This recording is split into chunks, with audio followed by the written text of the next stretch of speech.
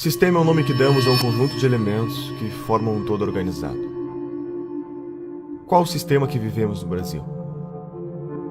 Você já pensou em como se organiza esse sistema e quem está no comando?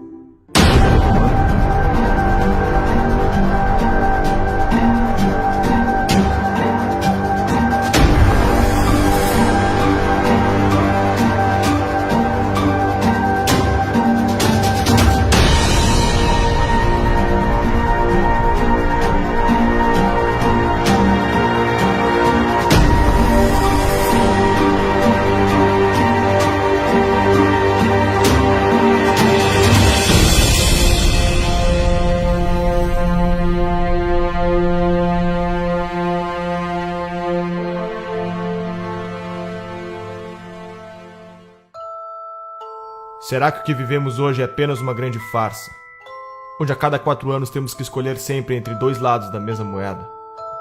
Estaria todo o sistema político infectado com o mesmo vírus?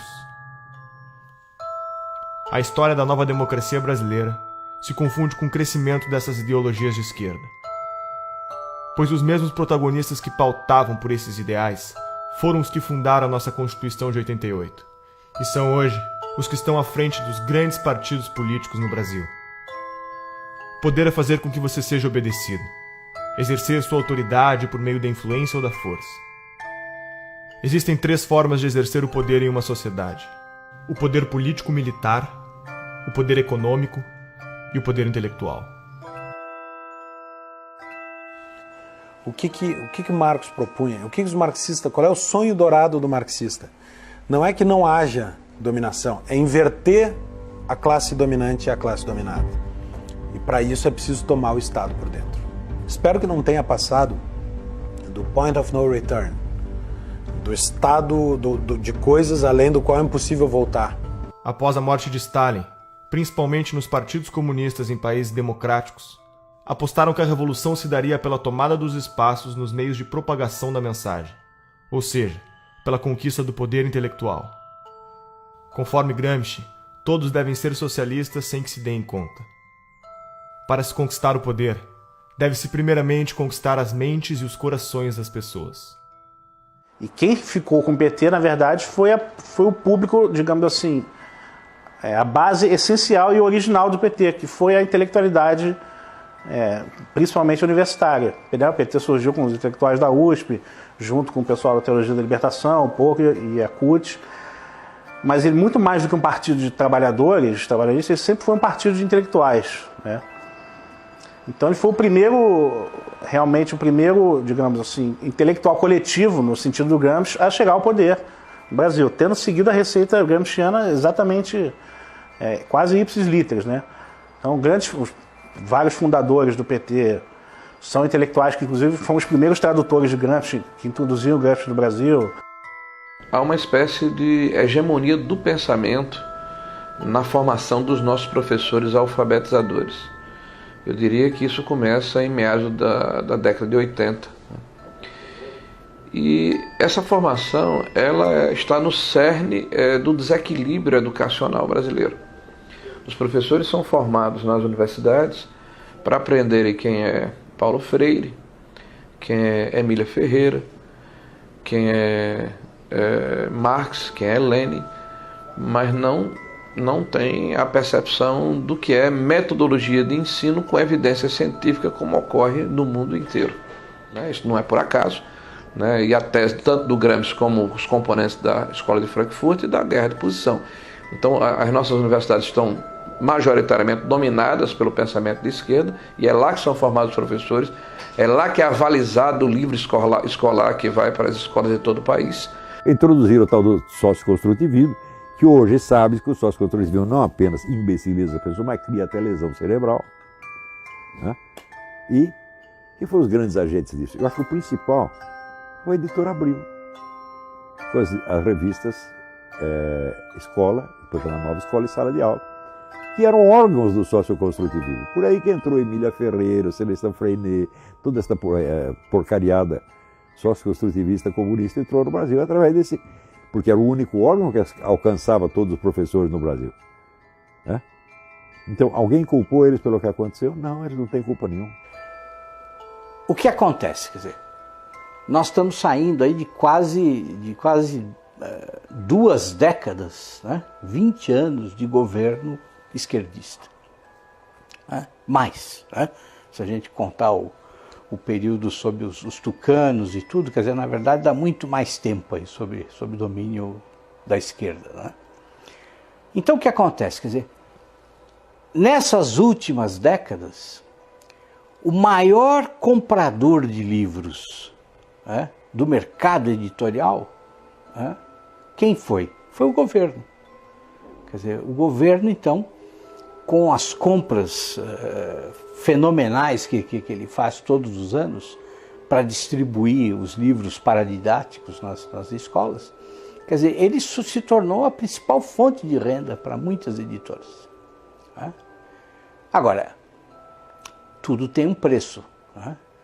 Quer dizer, para o livro ser escolhido pelo governo, as editoras fazem, né, sugerem de maneira muito persuasiva aos escritores que eles escrevam dentro daquela pauta que é estabelecida pelo MEC.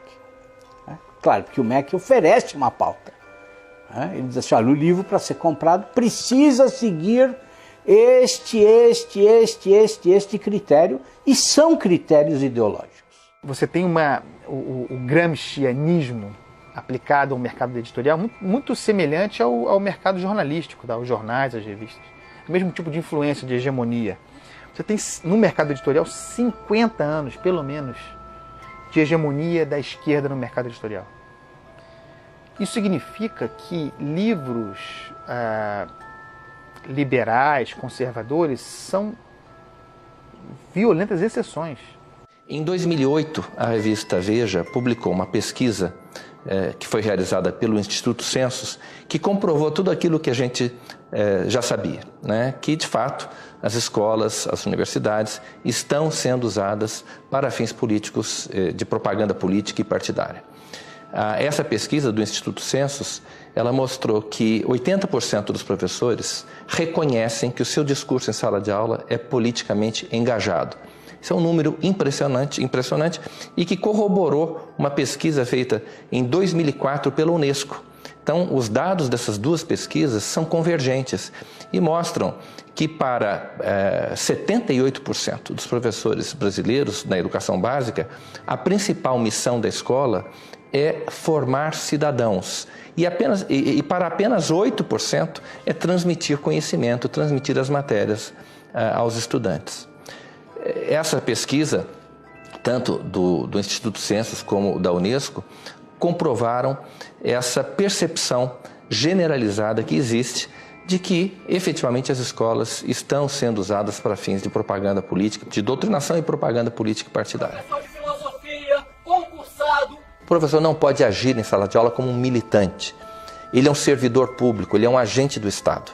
Dia 22, a gente integra a paralisação do dia 22 de greve geral.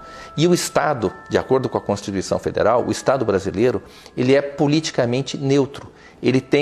Existe a Constituição, prevê o princípio da neutralidade política, ideológica e religiosa do Estado.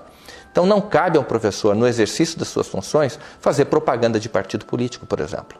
E muito menos, ou também não lhe cabe, mobilizar os seus alunos, manobrar os seus alunos para que eles participem de um ato político, de uma manifestação a favor ou contra uma determinada corrente que disputa o poder na sociedade. Isso é ilegal, também por força da Constituição. Dos professores que estão formando nossos alunos, 86% veem Che Guevara de forma positiva e 65% veem Lênin de forma positiva. Que cidadãos são esses que estamos formando? Nós estamos vivendo um momento muito difícil na educação brasileira. Agora, com a Base Nacional Curricular Comum, eu particularmente estou assustado com os documentos que foram publicados pelo MEC. O primeiro documento era um panfleto doutrinário e um atraso pedagógico. O segundo é um panfleto doutrinário e um atraso pedagógico um pouco menor. Me parece que é um bode na sala, né? Se criar dificuldade para se gerar facilidade. O ministro alega que vai filtrar esse processo, que vai submeter ao Conselho Nacional de Educação, mas eu não posso acreditar num conselho que está completamente aparelhado. né, que com raras exceções é formado por ativistas políticos de esquerda. Então a hegemonia política, ela inclusive ela agride a Constituição brasileira, que fala da pluralidade. O governo do PT é majoritariamente apoiado pela União Nacional dos Estudantes. A UNE é a entidade máxima dos estudantes brasileiros e representa cerca de 6 milhões de universitários. Em 1937, ano que Vargas decreta o Estado Novo, os estudantes fundam a União Nacional dos Estudantes, UNE. Na UNE, o mimeógrafo rodava panfletos fazendo propaganda socialista ao som da Internacional, tocada na vitrola doada pelos americanos. A União Soviética, pátria-mãe do socialismo, era o exemplo a ser seguido. E o comunismo a utopia em corações e mentes jovens pelo mundo afora. Até Carlos Drummond de Andrade fez versos para Stalin. A poesia fugiu dos livros, agora está nos jornais. Saber que resistes. O movimento estudantil, ele é um movimento autoritário, totalitário, truculento, violento, e ele não... Eu cheguei a escrever isso outro dia numa coluna na Folha. Você encontra mais debate em igreja evangélica do que na universidade. A universidade não tem nenhuma liberdade de debate. Não há nenhuma possibilidade de você levantar qualquer posição contrária ao conjunto de professores que administram aquele espaço, certo? E, assim, há uma piora no sentido de que há mais jovens que chegam no discurso fechado, identificado com a esquerda, já na universidade. E quando eles chegam na universidade, então, se você estiver falando assim de um curso de humanas, onde tem várias disciplinas de humanas, eu diria que 80% ou 90% do conteúdo dado em sala de aula será de esquerda. Tomar o Estado por dentro significa mudar a lógica de funcionamento, por exemplo, do Ministério da Educação. O Ministério da Educação agora deixa de ter a função de servir para Marx a burguesia e passa a ter a função de ser um elemento de revolução, de contribuir para a quebra da dominação da burguesia, da formação do proletário cidadão. Fecha muito com as teorias de educação que são aplicadas no Brasil. Tudo custou muito caro para o Brasil. Tudo custou muito caro para o mundo. Caro para a nossa educação, para as nossas crianças. Caro para a autoestima da humanidade e para todos os 100 milhões de mortos que perderam seus sonhos em genocídios e na falta de liberdade. Herdamos a responsabilidade de acabar com a utopia. Nós temos o compromisso de aprender com o passado. Não podemos deixar esse episódio da história desconhecido. É nosso dever documentar tudo para que nas próximas gerações os jovens saibam que está na mão deles preservar a trajetória da humanidade. O mundo anseia pela verdade para se libertar e continuar crescendo. Não é só economia nem só política. É a manifestação dos valores da nossa sociedade, das nossas famílias, dos nossos antepassados e de todos os nossos filhos. Despertamos intelectualmente. Não há mais espaço para ditadores monopolizarem nas nossas vidas. Agora precisamos quebrar a dominação cultural que nos foi imposta. Durante 16 anos, os jornais, canais de TV e estações de rádio do Brasil se recusaram a noticiar a existência e as atividades do Foro de São Paulo.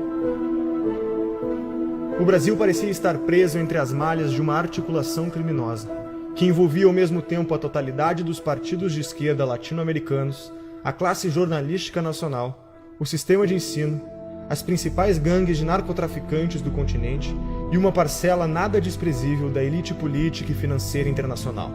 A gravidade desses fatos media-se pela amplitude e persistência da sua ocultação. Crescendo em segredo, o Foro de São Paulo tornou-se o motor principal das transformações históricas no continente, enquanto a ignorância geral fazia com que os debates públicos e a vida cultural se afastassem da realidade, se transformando em uma engenharia de alienação, fortalecendo ainda mais o crescimento de um esquema de poder que se alimentava da sua própria invisibilidade. A queda vertiginosa do nível de consciência pública nessas condições era inevitável. Um dos aspectos mais perigosos da situação é a facilidade com que os culpados se desvencilham de qualquer tentativa de denúncia. qualificando-a de teoria da conspiração. Mas quem falou em conspiração? O que vemos é uma gigantesca movimentação de recursos, de poderes, de organizações, de correntes históricas, tudo documentado. É o inimigo onipresente e invisível, sonhado por Antônio Gramsci.